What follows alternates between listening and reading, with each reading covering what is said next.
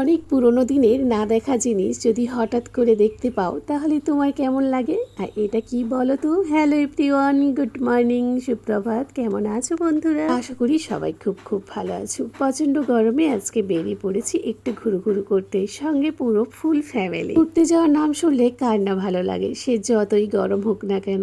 এই গরমের মধ্যে আমরা অনেক গাড়ি ঘোড়া চেঞ্জ করে যাচ্ছি একটা মন ভালো করার মতো জায়গাতে। আমরা ঘুরতে যাব আর তোমাদের সঙ্গে নিয়ে যাব না, সেটা তো হতেই পারে না। সঙ্গে না নিয়ে যাই, মোবাইলে ক্যামেরা বন্দি করে সমস্ত কিছুই তোমাদের সঙ্গে শেয়ার করব আস্তে আস্তে। নিউ টাউনের সব থেকে পছন্দ করা একটা জিনিস আমার, এটা হচ্ছে বিশ্ব বাংলা। জানি অনেকেরই চেনা, কিন্তু এর খুব কাছাকাছি আমরা থাকি। বাড়ি থেকে অটো ধরে বেরিয়েছিলাম, তারপরে চলে আসলাম বিশ্ব বাংলাতে। বিশ্ব বাংলাতে অনেকক্ষণ ঘোরাঘুরি করলাম, কারণ যেই বাসটা যাব সেই বাসটা ছিল অনেক অনেক লেটে। আচ্ছা সত্যি করে বলো তো, যতই মন খারাপ থাক না কেন, এমন দৃশ্য যদি দেখো তোমার কি মন ভালো হবে না? সত্যি মন ভালো হয়ে যায়, একদম ভালো হয়ে যায়। জীবনে চলার পথে সমস্যা তো আসবে, বাধার সম্মুখীনও হতে হবে। সমস্ত দিক পেরিয়ে আমাদের সামনের দিকে হাসি মুখে এগিয়ে যেতে হবে। ফাইনালি আমাদের বাস চলে আসলো আর বাসের মধ্যে উঠে পড়লাম। জানো তো আজকে যে মনটা কি খুশি,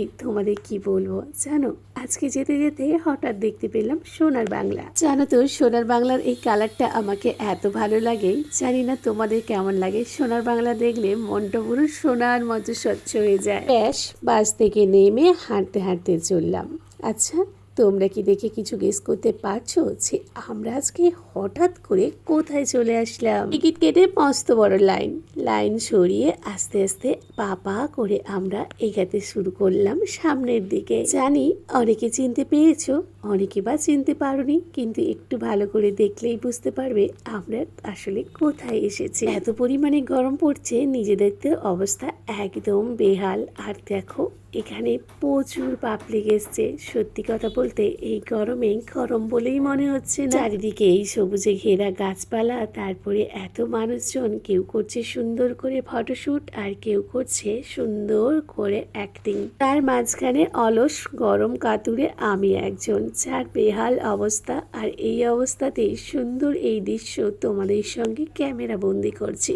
আচ্ছা যদি তোমাকে কেউ অফার দেয় এই সুন্দর বাড়িটা তোমাকে গিফট করবে, তাহলে তুমি কি করবে? হ্যাঁ বলবে নাকি না বলবে একটু কমেন্টে জানিয়ে যাবে। কিন্তু আমাকে যদি কেউ এই বাড়িটা অফার করে, আমি কি বলবো জানো তো?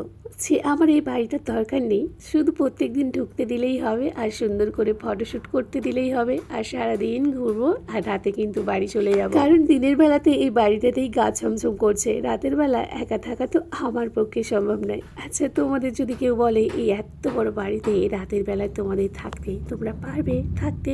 আমরা ঢুকে গেছিলাম মেন গেট দিয়ে, কিন্তু পুলিশ বললো মেন গেট দিয়ে ঢুকলে হবে না, মেন গেটটা হচ্ছে আমাদের এন্ট্রি পথ নয়, আমাদের প্রবেশ পথ রয়েছে পেছন গেট দিয়ে। কাণ্ড, এত বড় বাড়িতে পেছন গেট খুঁজতে খুঁজতে দেখলাম বিশাল লম্বা লাইন। ও মাগো, এই লম্বা লাইন ঠেলে আমরা কি যাব? প্রায় 20 মিনিট হাঁটার পরে লাইনের আজ শেষ করতে পারি না।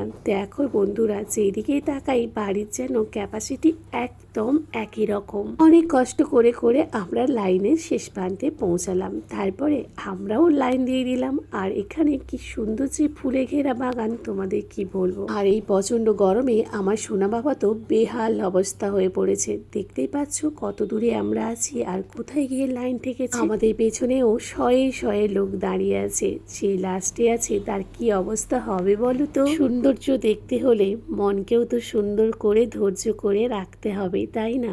কিন্তু আমার একটা জিনিসই ভালো লেগেছে, এটা চারদিকে ডিজাইনটা একই রকম, সামনে যা পেছনে যা সাইডে যা, কি করে বানিয়েছে বলো তো? কার মাথা দিয়ে এত সুন্দর একটা বুদ্ধি করে বাড়ি বানিয়েছে? এখানে এত পাবলিক দেখে পুলিশ মশাইও হাজির হয়ে গেল, আমাদের হাত থেকে টিকিটগুলো নিয়ে নিল। তারপরে আমরা আস্তে আস্তে করে এন্ট্রি নিলাম প্রবেশ পথ দিয়ে। হচ্ছে এই রাজমহলের ছবি। এই রাজমহল কিভাবে তৈরি হয়েছিল তার প্রত্যেকটা নিখুঁত করে এখানে আঁকা রয়েছে। আর বিভিন্ন রাজাদের কয়েন রয়েছে, আগেকার যুগের হ্যান্ডেল রয়েছে এবং বড় বড় চাবি রয়েছে, প্রচুর পরিমাণে জিনিস রয়েছে। আচ্ছা, তোমাদের তো বলাই হয়নি আমি এসেছি কোথায়। যেখানে এসছি সেটা তো দেখে তোমাদের রাজমহল মনে হচ্ছে। হ্যাঁ, একদম ঠিক ধরেছ।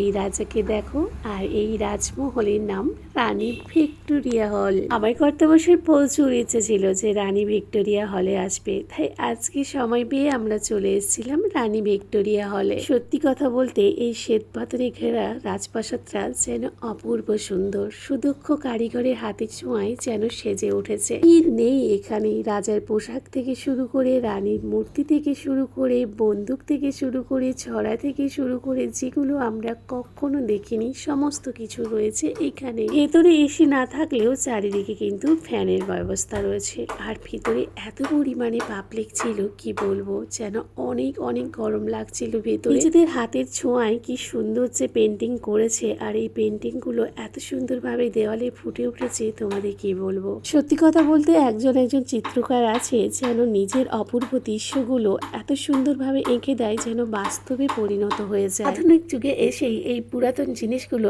আমাদের কাছে যেন সুমধুর দেখতে লাগছে। আর এই পিয়ানোটাকে দেখো কি সুন্দর যে লাগছে। আমি কিন্তু টিভিতে পিয়ানো দেখেছি, অরিজিনাল পিয়ানো এসে দেখলাম রানী ভিক্টোরিয়া হলে। আচ্ছা, তোমরা কি সত্যিকার এই পিয়ানো কখনো দেখেছো এরকম চোখের সামনে? আর জানো তো, আমি একদম নিখুঁত ভাবে দেখছিলাম, আমার কর্তামশাই আর আমার ছেলে প্রত্যেকটা জিনিস নিখুঁত ভাবে দেখছিল যে এত সুন্দর ভাবে সাজানো হয়েছে।